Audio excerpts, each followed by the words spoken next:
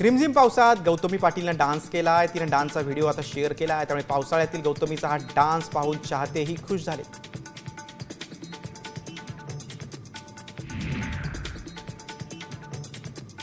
जालन्यामधील जिल्हा सामान्य रुग्णालयात फरशीवर गादी टाकून अपघातग्रस्त रुग्णाला उपचार दिल्याचा प्रकार समोर आला होता. साम टीव्हीने ही बातमी दाखवली होती. त्यानंतर आता जिल्हा सामान्य प्रशासनाला जाग आलेली आहे. जनरल वॉर्डमध्ये बेड शिल्लक नसल्यास आता मॉड्युलर आयसीयूत रुग्णावर उपचार केले जाणार आहे. छत्रपती संभाजीनगर जिल्ह्यातील माळीवाडा येथे जाणाऱ्या समृद्धी महामार्गाच्या पुलाचा स्लॅब कोसळलाय. पुलाचा स्लॅब कोसळल्याने महामार्गाच्या कामावरच आता प्रश्नचिन्ह उपस्थित केले जाते. ज्यावेळी पुलाचा स्लॅब कोसळला त्यावेळी पुलाखालून काही वाहनं जात होती. काही दुचाकीस्वार रिक्षाचालक यांना किरकोळ जखम झाली.